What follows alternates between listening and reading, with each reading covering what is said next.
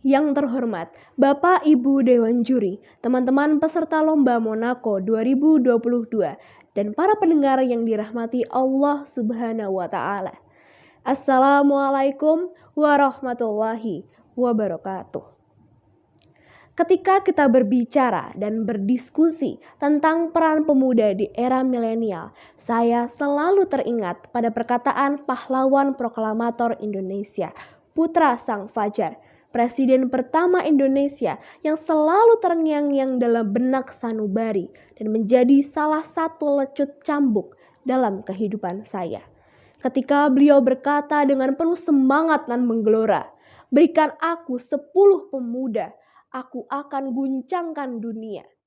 Dalam sebuah pepatah Arab yang kerap kali disampaikan oleh para tokoh dan pemuka agama di dalam berbagai kesempatan, disebutkan Syababul Yaum Rijalul Ghad, yang artinya para pemuda hari ini adalah pemimpin di hari esok. Namun, dalam dinamika perkembangan zaman ini, seringkali kita dapati bahwa justru para pemuda itu kehilangan arah, kehilangan pedoman, kehilangan sebuah visi perjuangan, sehingga justru menjadi beban di tengah masyarakat yang sejatinya mengharapkan munculnya sosok-sosok pemuda pembaharu, sosok-sosok pemuda kontributif yang mampu memberikan peran aktif, yang cemerlang, yang gemilang, yang sungguh membanggakan, dan mampu memberikan perubahan di tengah masyarakat itu sendiri.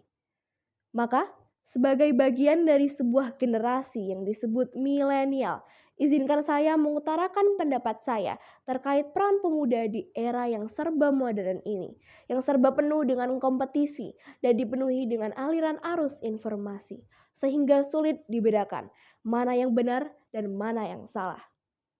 Hadirin yang saya hormati, setidaknya ada dua hal pokok yang perlu kita camkan dalam dada ini, yang perlu terus kita gelorakan dan ingat-ingat selalu agar ia berbuah aksi. Bukan hanya sekedar berhenti sebagai teori-teori dan jargon-jargon yang kosong melompong, tanpa memberikan suatu buah nyata dalam jalannya kehidupan sebuah bangsa yang sedang berdiri di tengah arus modernisasi ini. Yang pertama, adalah kita sebagai generasi yang bangga diberikan sebutan milenial, memegang teguh ajaran dan nilai-nilai luhur bangsa yang tersarikan dalam Pancasila. Para pendengar sekalian, di era modern ini, sebagian orang ada yang menganggap bahwa Pancasila sebagai konsep usang yang sudah ketinggalan zaman, sudah out to date, sudah tidak mampu menahan gejolak perubahan, dan bahkan sebagian orang ada yang membentur-benturkan konsep Pancasila yang merupakan hasil ijtihad, hasil perenungan mendalam dan diskusi tingkat tinggi oleh para pendiri bangsa dengan agama.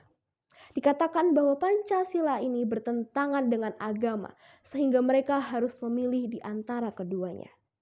Orang-orang ini entah tidak pernah membaca, atau memang mata hatinya sudah tertutup sehingga tidak mengetahui bahwa sila pertama dalam Pancasila adalah ketuhanan yang Maha Esa.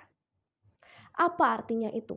Apa artinya ketika para pendiri bangsa sudah meletakkan prinsip ketuhanan berada di nomor pertama dari 5 sila? Ketahuilah bahwa para pendiri bangsa benar-benar meletakkan konsep agama, penghormatan pelaksanaan agama bagi seluruh masyarakat Indonesia sebagai suatu hal yang benar-benar utama sebelum membicarakan hal-hal lainnya. Saya pun mengajak kepada diri saya sendiri dan para pendengar sekalian untuk selalu dan selalu berpegang teguh kepada konsep luhur Pancasila yang sudah sejak lama menjadi tali pegangan bangsa, yang sudah pula disetujui oleh berbagai organisasi keagamaan terbesar di Indonesia ini. Sebutlah Muhammadiyah yang menyatakan Indonesia dengan Pancasilanya itu sebagai Darul Ahdi Wasyahadah, atau Nahdlatul Ulama yang menyatakan Indonesia dengan Pancasilanya itu sebagai Darussalam. Mereka inilah yang warganya terbukti sejak dahulu memberikan kontribusi nyata bagi bangsa, berjuang, berpeluh dan berdarah dalam dinamika merebut kemerdekaan dari para penjajah. Bukan segelintir orang yang bahkan tidak pernah ikut angkat senjata sedikit pun mengusir penjajah, lantas berteriak ke sana kemari mengharam-haramkan Pancasila. Yang kedua, marilah kita semua merasa memiliki negara dan bangsa dengan memberikan solusi terhadap permasalahan. Marilah kita, generasi milenial yang selalu dieluk-elukan dan dibanggakan, merasa menjadi pemilik, merasa menjadi yang empunya, merasa menjadi bagian yang satu dari sebuah entitas Sabang sampai Merauke.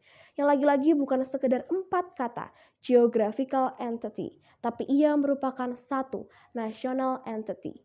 Sebuah entitas bangsa, satu entitas ideologi, satu entitas yang saling bertaut dan saling melengkapi, yang saling peduli dan saling membela, yang saling menyambung hati, rasa, dan pikiran.